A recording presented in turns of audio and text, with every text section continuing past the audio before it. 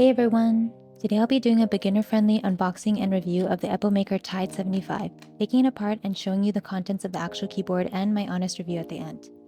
If you're new to keyboards, I will be explaining a few terms as I go along because it can be an intimidating hobby to get into and hopefully this helps. To start off with the details of this board, it is a 75% layout, meaning it has less keys than a typical 100% keyboard. As you can see, there is no numpad. So it comes with all the standard things that these mechanical keyboards usually come with. That's the Type-C wired cord. To be honest, I find the ones that come with the board often a bit too short, so I have my own, which you can see is a nice coiled one there in the background. It comes with a keycap puller and an Allen key to open up the case. This keyboard has 82 keys plus one knob. Personally, 75% is my favorite layout. They do have a Tide 65 as well if you prefer even less keys without the F row at the top. This is just down to personal preference. It's an aluminum case, which makes it heavier than keyboards with plastic cases, and it can feel a lot more premium and also impacts the typing sound.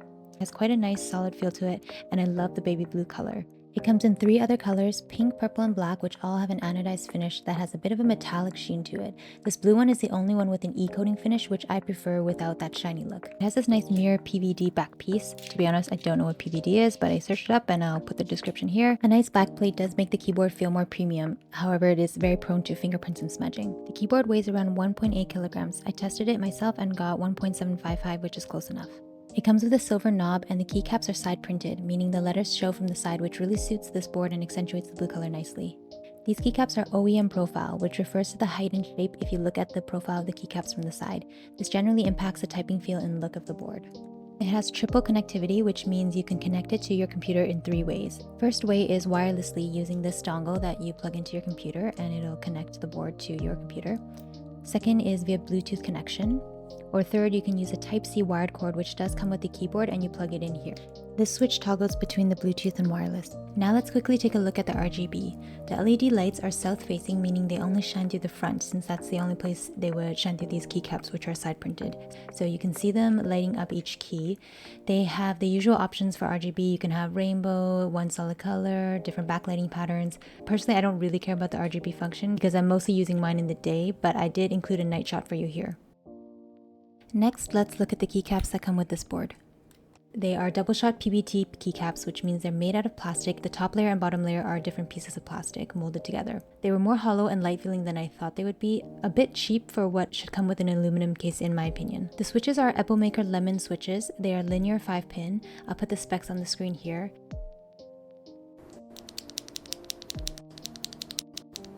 They're a pleasantly light-feeling switch with decent sound. I opened up 1 or 2 to check the inside and I don't think they're pre-lubed, but I could be wrong. I prefer a deeper sounding thockier switch typically, so I might lube these one day, which usually makes a difference in getting a slightly deeper or creamier sound. They're quite hard to remove from the case, so that's definitely one thing to note if you're thinking of modding this board. I pretty much gave up.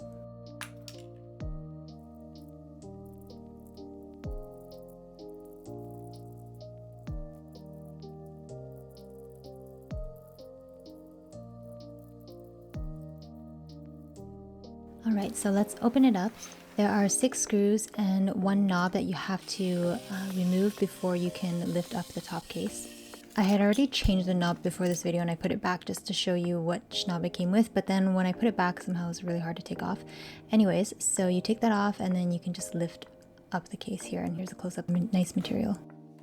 So this board comes with an FR plate, which is a bit thicker and more rigid than a PC plate, which a lot of keyboards come with, but less so than an aluminum plate. So when you're modding keyboards, generally you want to be careful when lifting up so that you don't pull on the wires that are attached to the batteries. You can see there. Part of what contributes to the sound is that they've included 5 layers of sound dampening materials, which helps reduce the vibration and rattle and eliminate the metal pinging when you're typing. So we have the Poron PCB plate foam. I was going to tape mod this, which just means you put 3 layers of painter's tape on the back of the PCB here, but because it came with this plate foam, I decided to leave it, and I may swap it out for some painter's tape another day. So here's those replacement knobs you can get. Now let's get to the fun part, which is sound tests. I did a comparison of different switches at the end, which I thought would make the sound deeper, and it did to some degree, but because the switches were such a pain to take out, I didn't even end up switching them in the whole board. So here you go, you can just see the difference there.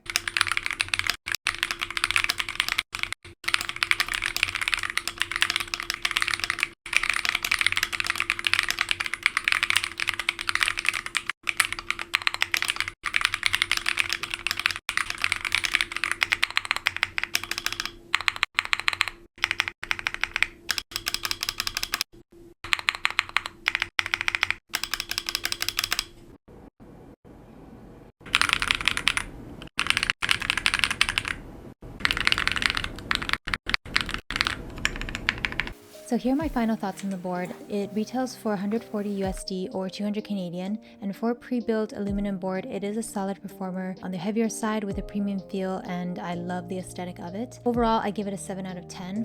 I think on aesthetics, it ranks 9 out of 10. For me, especially after swapping out the silver for gold knob, it's pretty much perfect, and I'm going to keep this board exactly as is without changing the keycaps because they really do suit the look of the board so nicely. For the actual keycaps themselves, other than the look, I would rank them 6 out of 10. They were just more hollow than expected and overall a bit cheap feeling.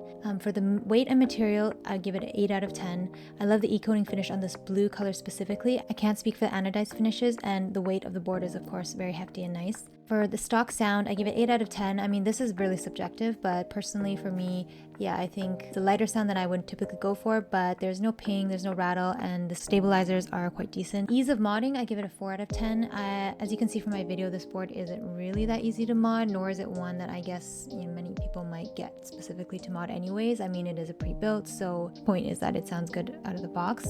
I might do some upgrades in the future, but like I couldn't even get the switches out, so I was probably just leave it be. I'm too lazy. Lastly, with the retail price at 140 USD or 200 Canadian, I give it a 7 out of 10 in terms of value for price. And that is because I actually have another favorite Epomaker aluminum board. It's the Galaxy 80 keyboard. Sounds even better in my opinion. The aesthetics are great, and it retails for less. So that's kind of why I'm giving this one a 7 out of 10. Anyways, this was my first YouTube video. If you enjoyed and found it helpful, please let me know, and I would really appreciate any feedback you have. And for my next video, I'll probably review the Galaxy 80 since I mentioned it. Yeah, hope you enjoy. Let me know if there's anything else you'd like to see from me. Thanks so much for watching.